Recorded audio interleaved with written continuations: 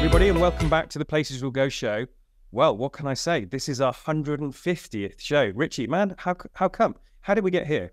150. Time flies when you're having fun, Mark. Time flies when you're having fun. So, and I mean, what an amazing privilege for our 150th show to have Cristina Diezhandino on the show. Welcome, Cristina. Thank you so much. Great to be here.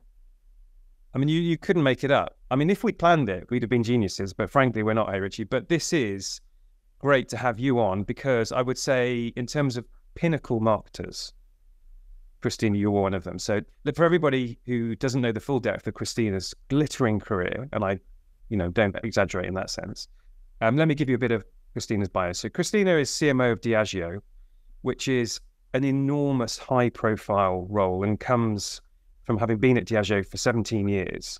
So this is probably one of the biggest CMO roles in the world. You've got experience across Central America, Africa, US, Netherlands, UK, and now into this global role. And this has put you in a position where in 2022, you were WFA World Marketer of the Year, in 2023 Marketing Society Inspirational Leader of the Year, you're a Marketing Academy Fellow. But you've built a career. You did 12 years at Unilever, 5 years at Allied Dominic, and so on. And so this glittering career in and around consumer packaged goods and luxury goods is something to behold. And so I know we're going to learn something. I know everybody's going to learn something about how you plotted your pathway through that. Because, it's not going to be an easy, long way, let's be honest. So, Cristina, fabulous to have you on the show. I couldn't think of a better guest for 150th episode. Thank you so much. Absolute pleasure, Cristina. Well, look, let me kick off with the first question. We're into 2024. How's it going so far? Look, it's been a very interesting period of time. I couldn't characterize it in any other way. Post-COVID, which in and of itself, for absolutely everyone, but certainly for us in Diageo, it was a time of incredible change. For me personally, I came to my role in that year, in 2020. So coming off that, I guess we were all prepared for almost anything.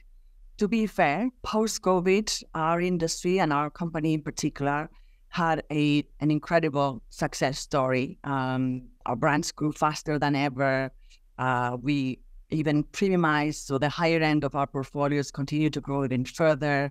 We have fast development in many of our categories, including tequila, which is perhaps the one that catches people's attention and imagination most because it's been unprecedented.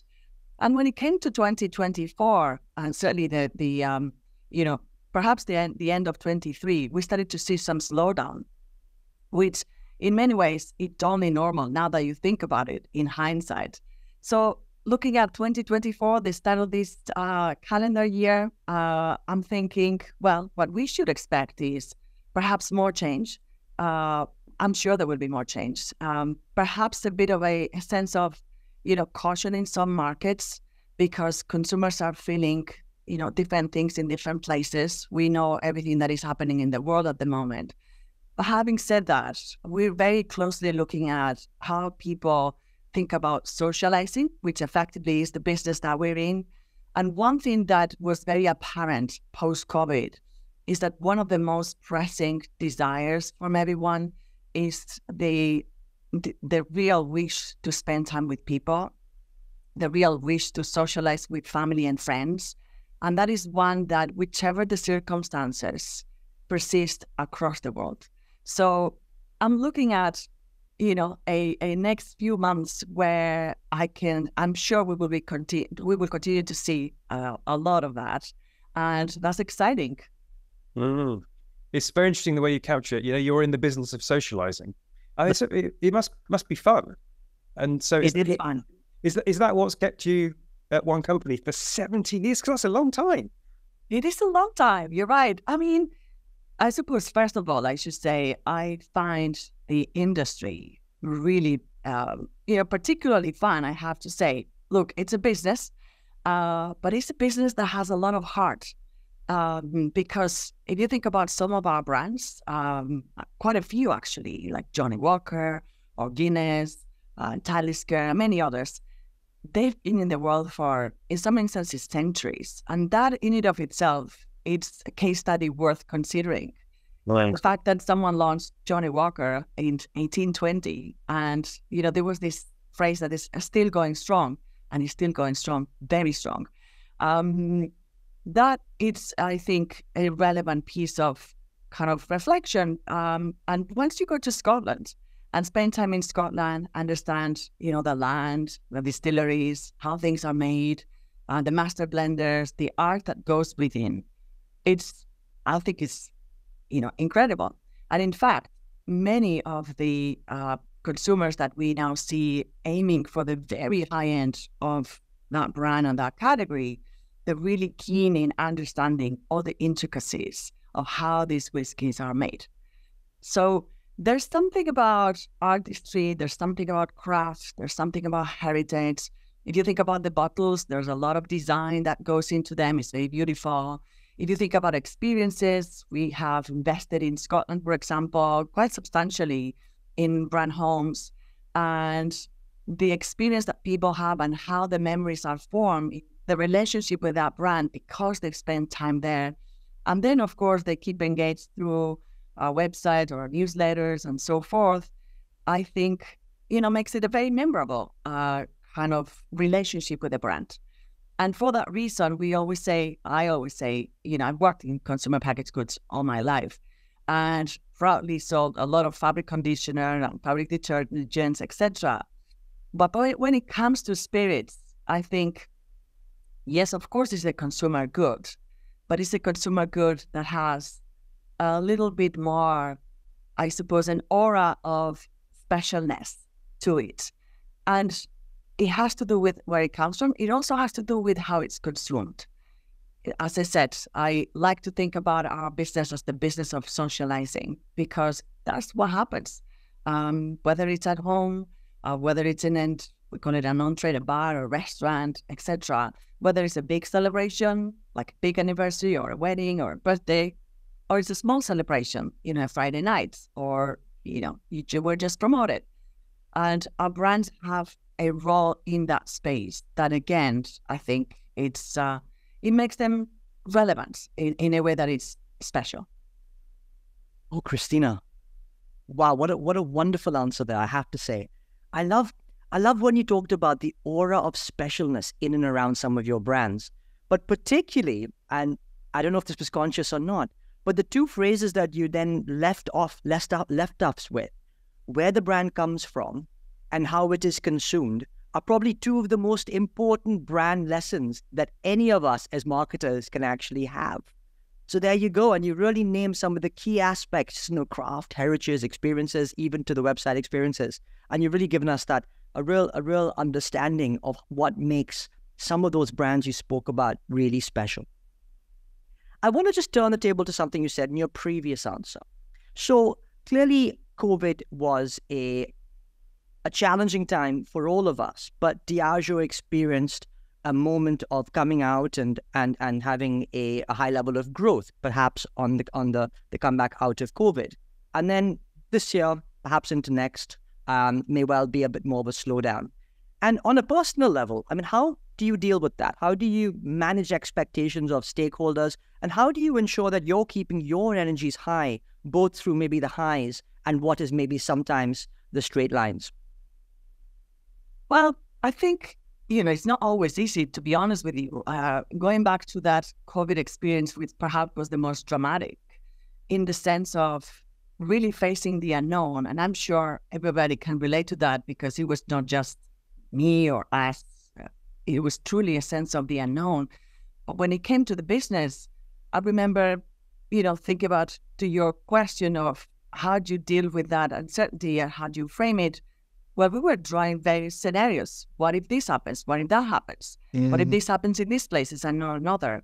So there was a whole setup of trying to get our finger on the pulse and having information as quickly as it was available. And in turn, that information made available broadly within our teams, such that we could then draft the plans that responded to those circumstances. So imagine if the on-trade is closing, again, those are bars and restaurants.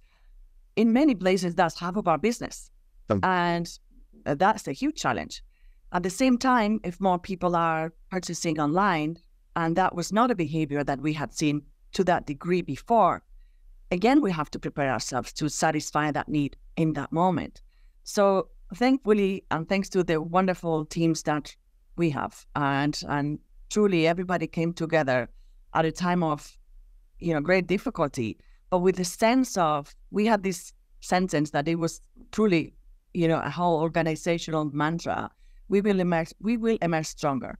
So we didn't know what was going to happen, but we had a commitment to emerge stronger. And that meant not only in terms of results, but also in terms of who we are. And so at Diageo, we say that we celebrate life every day, everywhere. So we look to celebrate life in those circumstances. I think we have very strong values as a company as well.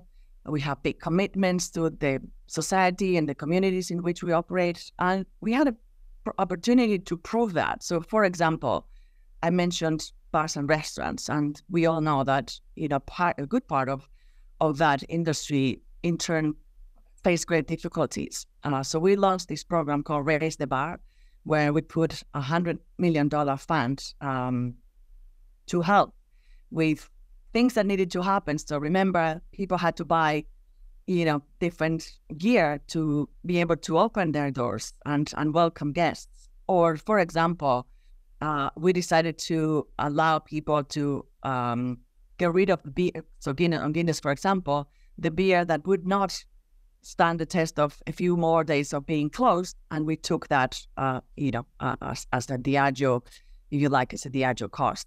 And so all those motions, I think, were important, obviously for the receivers of that action, but I think very importantly for the employees, for all of us, because it was an opportunity to see firsthand, this is what it means.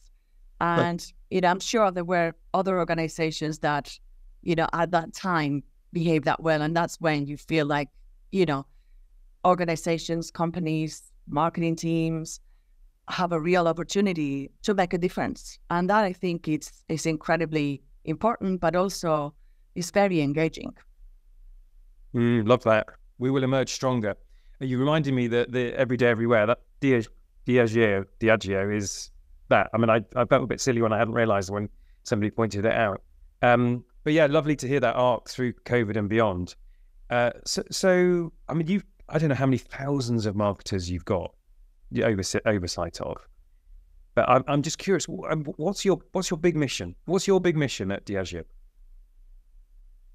What we really want to do, it's really shape the future of social celebration. That's how we phrase it to ourselves. I recognize it's a very internal kind of line, but what it means is really the idea of we are custodians of phenomenal, iconic brands. We recognize that, and we value that very much.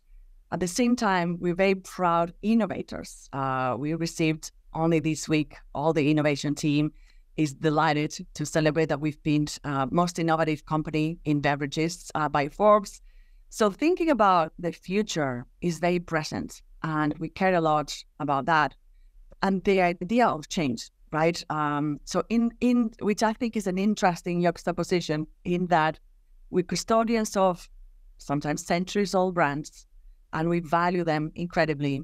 We feel very responsible about that. We're only having them for a bit. They will live longer than we will. And at the same time, the idea of shaping the future. But as I said, social celebration, I'm pretty sure, is going to remain in whichever form. So as a marketing team, we have this idea of shaping that future. And we feel that we can do that. I think sometimes it's challenging. It's also very exciting. It pushes us to think different.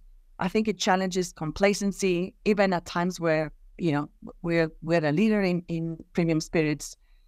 However, I don't think we're ever satisfied. And that is because the context is constantly changing. So how do we stay ahead? And I think, again, observing the world, understanding consumers, seeing where demand may come from, how do we anticipate that?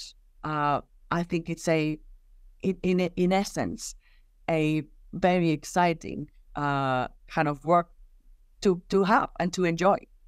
Oh gosh, I can only imagine And once again, as you described, with this juxtaposition between being custodians of some of the most iconic brands in the world, quite frankly, whilst also having a responsibility to move them into the future and shape the future, and clearly hallmarked in and around the work you do in innovation.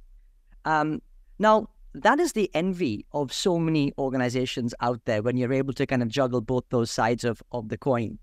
And I just wonder, what kind of culture would you like to instill, or have you instilled in amongst the marketing and wider teams in order to basically embrace innovation to be able to help the future as the organization evolves? I suppose one of the sentences that we kind of coined as a team is this idea of creativity with precision. And I'll explain that in a moment. So for us, creativity with precision has this beautiful combination of the art, the beauty. There's a lot of beauty involved in the work that we do. Certainly creativity, anybody who works on brands, I think, is fascinated by the notion of, creative content, innovation, imagining what's possible, doing something that is new, that hasn't been done before. And at the same time, that notion of we are business leaders, we are effectively investing funds that come from, our shareholders. And we must ensure that that investment that goes towards those brands is well spent. And I think that the demands for that precision have only increased. At the same time, the ability for us to be precise has also increased, because we now have tools at our disposal, from technology and practices and so forth, that simply weren't there, 3 decades ago when I first started in this profession. So this idea, I think, is a very important one, which is, yes, you are somehow in an industry that is creative in nature, but at the same time, this notion of real business leadership and, having the ability to be precise, and which then forms this, I think, beautiful kind of rounded and balanced, setup. At the same time, I think the idea of change is very important. The notion of embracing change, actually leaning in towards the change, which sometimes is very uncomfortable. Particularly, I suppose, I refer to iconic brands, and iconic brands have that sense of, a moment of respect, let's put it that way. When you go and see the archives of some of our brands, it's impressive. And so suddenly you're thinking in how to design the future of this brand. And so, but rather than having that be paralyzing, I would like for that to be inspirational. And so if Johnnie Walker has kept walking for so long, we know that, even if we make mistakes, pretty sure this brand is going to keep walking. So that notion of leaning in and don't be afraid. Obviously, we will do the best work we can possibly do, but change is really important. And I think that mentality of embracing change matters a lot.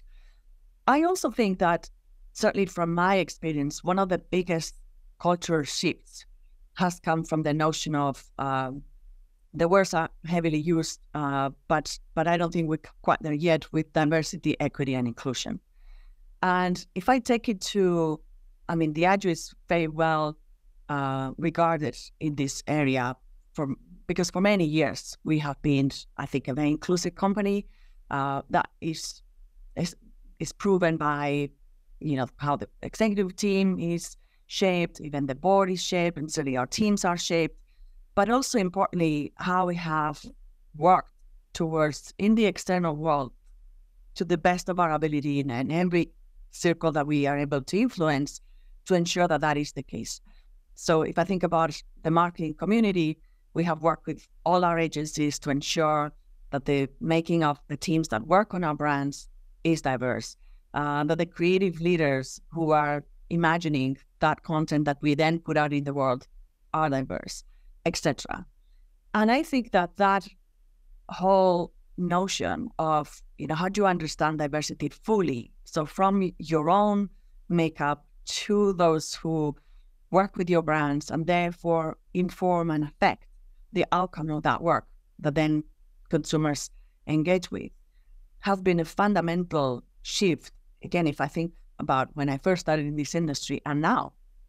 So even in categories that have been traditionally, traditional, like whiskey, for example, if you imagine how whiskey was perceived or even seen in the 1980s, 1990s.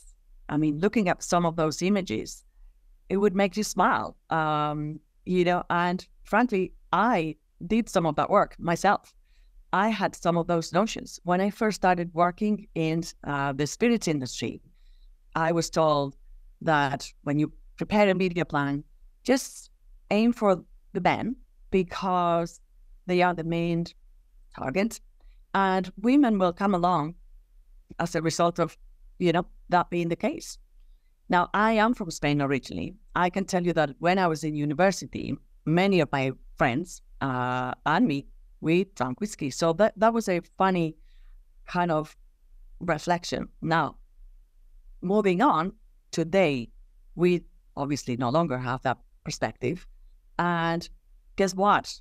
The work that sees the light of day today has a representation of gender that has nothing to do with the things that were out in the world all those years ago. And as a result, it's a much more welcoming category. It's a much more diverse category. It embraces flavor in a different way. The serves, the cocktails that are, portrayed, again, attend to different occasions, different people. And it makes the category a lot more vibrant, a lot more successful at the end of the day. So I really believe that the idea of fully embracing diversity is important because it's the right thing to do. But I really can attest to the fact that once you do that, if you really do that wholeheartedly, you really mean it, it will have phenomenal business outcomes as well. Yeah, I've heard the phrase coined "return on inclusion," as in it makes commercial sense. Going all the way back, I love the creativity with precision. It is left brain, right brain, art and science. And on the precision side, I'm reminded now that I think it was a couple of years ago, won the IPA Gold for Best New Learning for the effectiveness program. And I think Diageo is probably held up as, yes, great creative, but also one of the most focused on marketing effectiveness. And it's actually not something we talked about that much on the show, but it's so important for the credibility of the function and the impact of the function. So yes, what's your perspective on the role of marketing? No need for any sort of secret sauce, because I know Diageo's got plenty of that. But what's your perspective on the role of marketing effectiveness and what that brings, what that means, what the mandate is? Look, I think it's really critical. And I mean, I should share with you a conversation that I had with our CFO recently. And she, in fact, has been very vocal about some of the things that we have said, or I have said as a marketing leader. And she was actually making fun of the fact that when she was out, I think presented to investors a few months ago, that she got massive accolades from the marketing community on her LinkedIn posts. And that is because I think the success of the marketing effectiveness work comes from not only the fact that it's done, and of course we have invested quite substantially in proprietary tools, in capabilities across the teams to ensure that we know where we're investing, that we can measure, that we can make decisions, and ultimately that the judgment on whether this investment is made rightly or not so rightly can be shared more broadly. In our case, the fact that we have done that has allowed us to gather the conviction that we can invest more behind our brands. So effectively, our reinvestment rates have grown over the last few years. And that is because we have been able to prove that that investment returns. And the way in which you can test, you can check whether that is a credible line or not so much, is when you have your CFO speaking that language. So to me, that was huge success.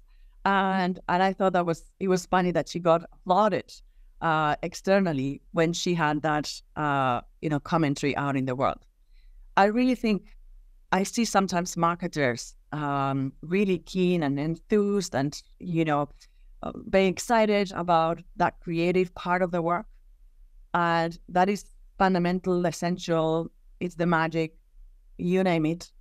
However, if you stick to that and ignore or not pay enough attention to the other part, to the precision aspect of it, then it is less likely that you will be considered a business leader within your organization. And in order to influence the business, you need to be a business leader. So for me, it's good for the investment per se, to know that what you're doing is the right thing to do. But importantly, it will also carry an effect of how you are able to shape the work within the larger organization.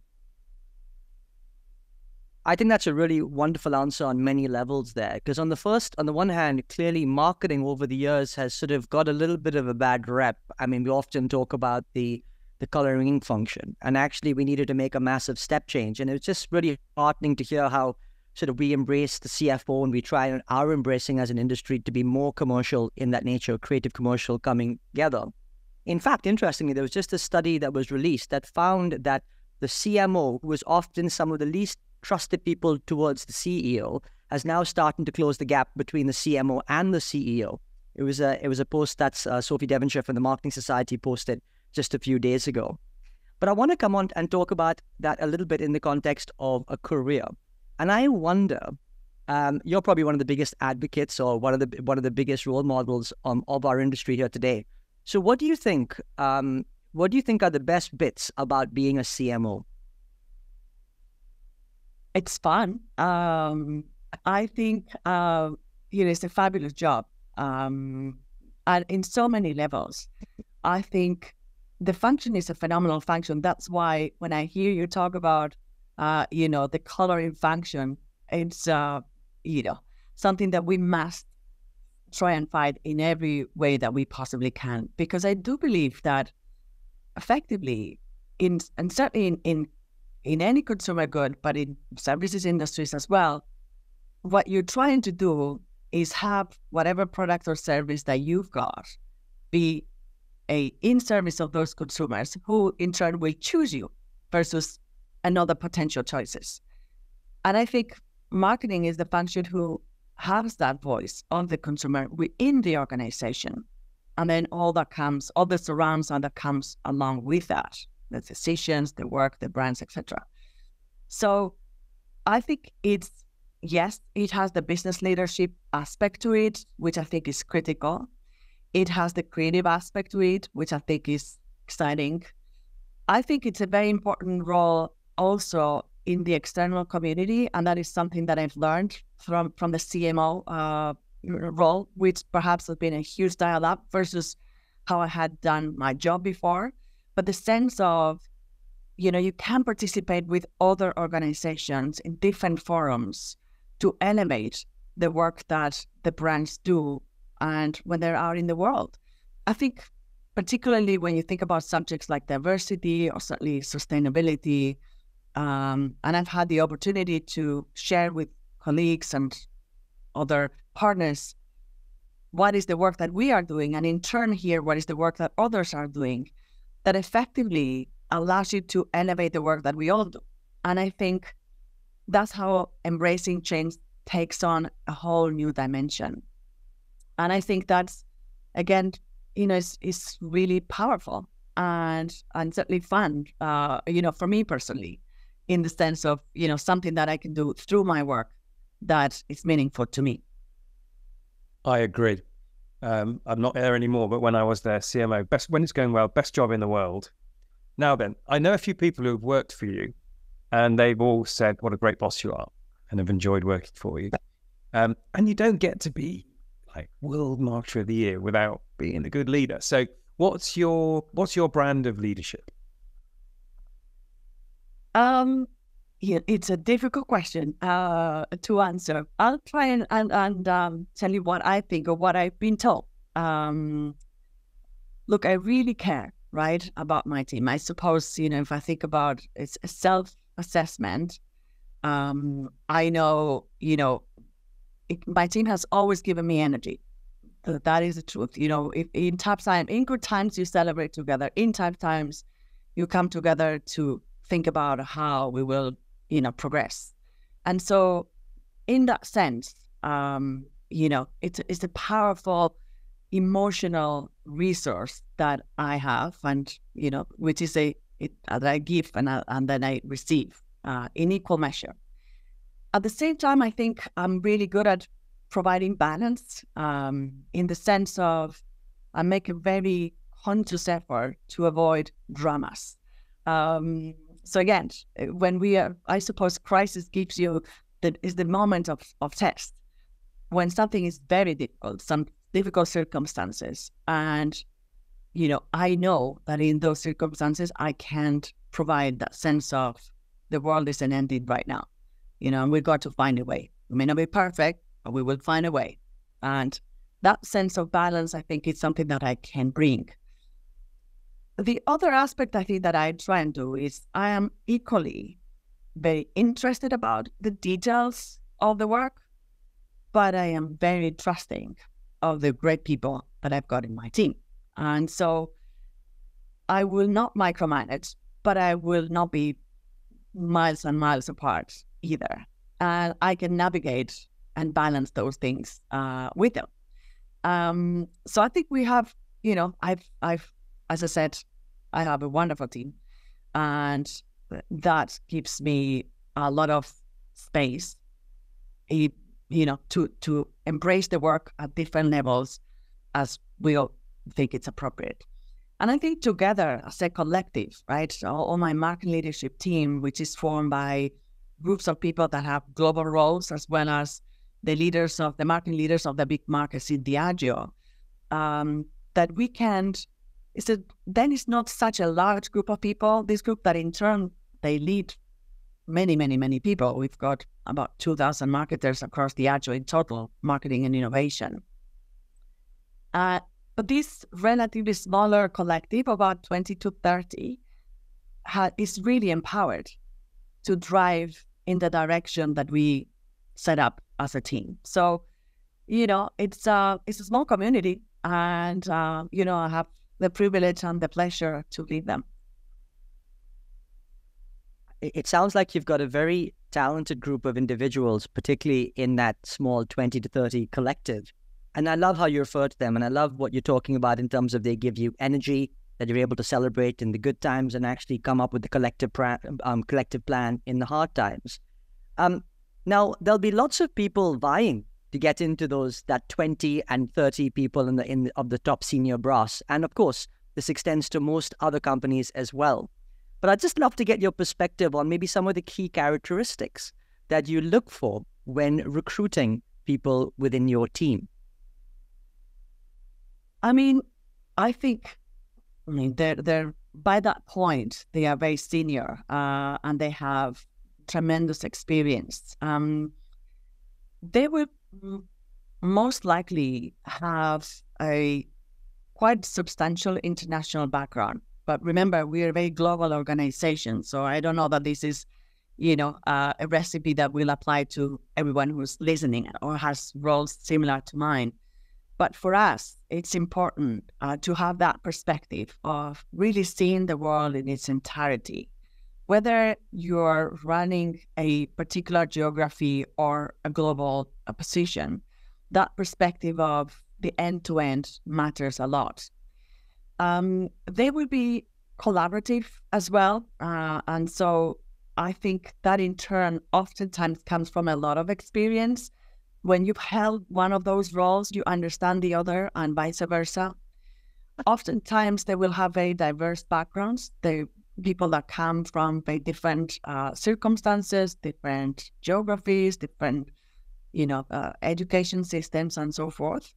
And so that idea of that you really can participate in a working environment that is unlike perhaps what you have experienced in the earlier part of your career, you can navigate, differences well.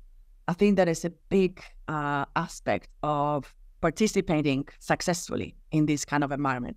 At the same time, the majority of these individuals will have depth of experience. So, they bring that know-how, but one thing that I really value is the idea of, suspend your judgment. So even if you know, even if you've been there or been exposed to similar circumstances, the fact that maybe this time around is going to be different.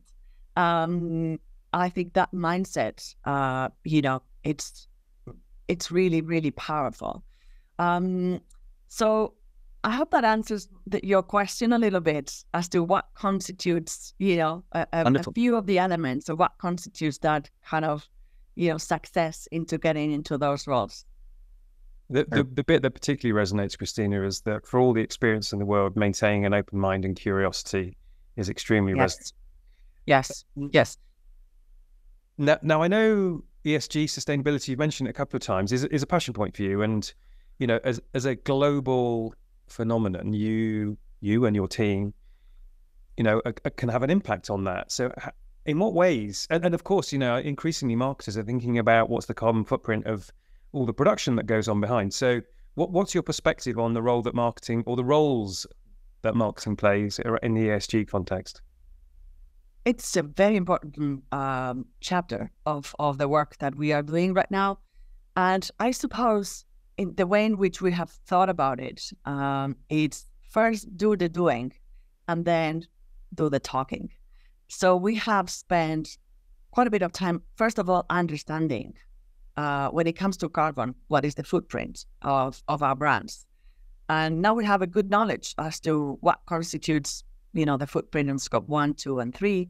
And we have external commitments that are public, and the brands are the ones who will deliver through that commitment. And so we have started to prioritize work. We said, for example, packaging is a very important aspect of our carbon footprint reduction. We have some of our big brands have already started to do a lot of work in that place. So for example, we took out cartons from our whiskey brands, millions of cartons off the market.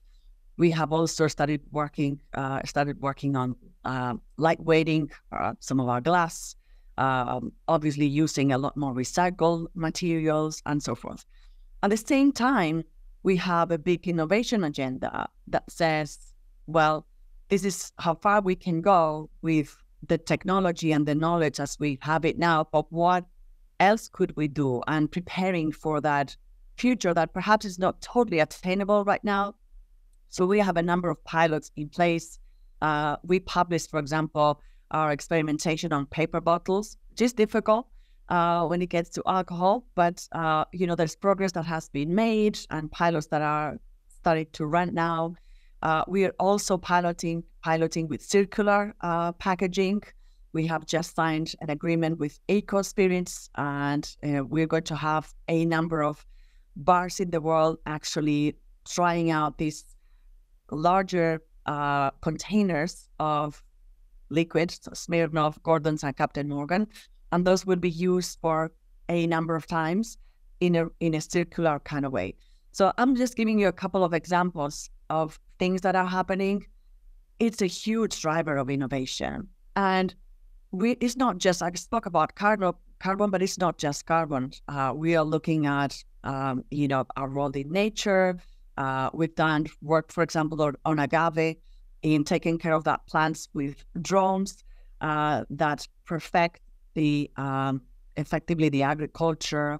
Speaking of agriculture, we have had pilots with farms in Ireland for the use of regenerative agriculture when it comes to the ingredients for Guinness.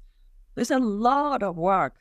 And the truth is, we've spent our energy, our time, and our investment in making this work actually happen. What perhaps we have done not as much yet is to talk about it. We've talked about it a little bit, but not incredibly. So I think it's not a coincidence. It's been a choice. And I think there is a question in our minds, which is, how much do you want to talk about it? To what extent do you want to put your investment there? Our instinct is always, we drew this image of an iceberg, to ourselves, to say, we fundamentally believe that the large majority of the work and the investment needs to go underwater, which is do the doing. And we, at the same time, are aware that more and more people are interested in knowing more. I particularly see that in the higher end of our categories, which is perhaps the place where all of those things that we were discussing earlier, people are interested in the provenance, in the makers, in how it's made. That piece of ensuring that, you know, the packaging is done in this particular way, or the agriculture involved was done in that way, etc., would be relevant. And our hypothesis is that that is possibly the best place to have that information be available. So, look, we are working on it. It's not the finished product. There's a lot of work going on. And I think it's one of those areas that, you know, is a real driver of energy in the teams. I can tell you that we have junior people coming in to say the minute they're aware of everything that is going on, that they want to participate and do more and have projects in addition to their day job and be part of sprint programs and this or that. It's really very exciting. Cristina, that's a wonderful way to end our segment here today. It's so heartening to hear some of the incredible work that you are doing in this space. But really no surprise when you link in the thought about how you're looking to shape the future. This is all, I think, part and parcel of that integrated business model that you are looking towards. And ESG plays a huge fundamental role, as you say. And of course, you know, doing more of the doing and less of the talking is just a lovely, lovely phrase. So I've got the really difficult job of trying to summarize some of the key themes that we've heard here, Cristina, and it's just been a wonderful experience to talk to you. So do indulge me for a couple of minutes while I try and do a summary. It's going to be a hard one. But clearly, you know, at the outset, Mark, you said, you know, this is one of the biggest CMO roles in the world. And that's by no exaggeration whatsoever.